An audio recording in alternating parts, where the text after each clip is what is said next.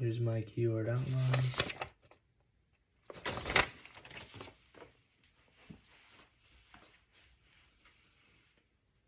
What is the one profession that can impact the lives of children the most, but yet is still so underpaid? Teachers.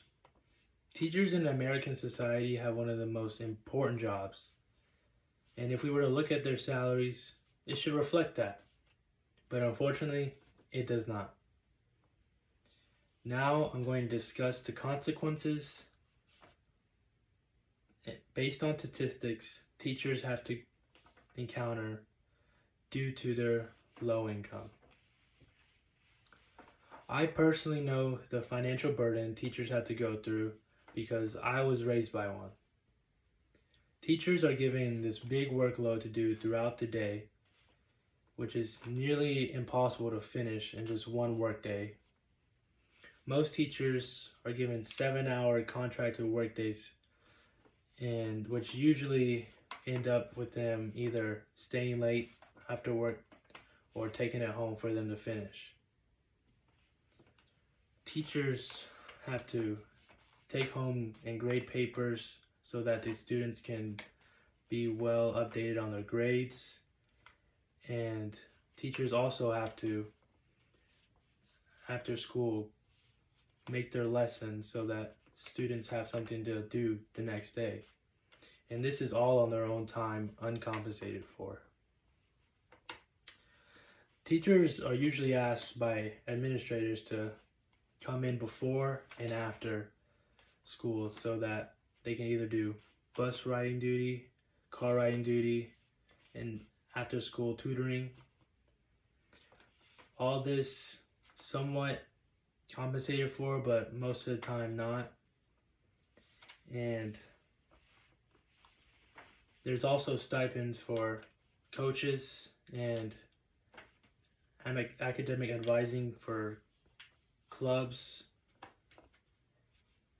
and teachers also, while also feeling the pressure of the low income, they also feel like they have no support from their administrators and school boards, while they also have the huge workload throughout the week to do. Surely the education agencies can see the decline in teachers coming back from the summers. And now I'm going to talk about the first-hand accounts of some real-life teachers. My life has always been revolved around teaching because my mother, ever since I was born, has been a teacher. I have been a part of the many trips to the store that she has to take, many trips to the store she takes to buy supplies for her students and not be compensated for. She has also came home very mentally drained throughout the years because every day she's staying after work to either finish something or has to do either bus riding duty or car riding duty. So she even paid thousands of dollars to get a master's degree in counseling so that she can further her career. But just for her master's degree in counseling, they only compensated her for $4,000 increase from her last income. So, with financially tired of what she was receiving, she finally decided to quit teaching after 19 years and take a job in corporate America. Now I can see firsthand how other families and friends of mine are entering and leaving the educational field very fast. And according to a study by the U.S. Department of Education, they state that on average, teachers spend $479 on supplies for their classroom. This was in an article by Katie Will. And with this excess spending teachers have to do, they don't have enough money to pay for their bills. And a survey conducted by the Bureau of Labor Statistics found that teachers are 30% more likely to have a second job than non-teachers. This is an article written by Dick Starts. And then most teachers have to do summer school to help pay for bills, and they don't get to enjoy their summer off that they are supposed to be given.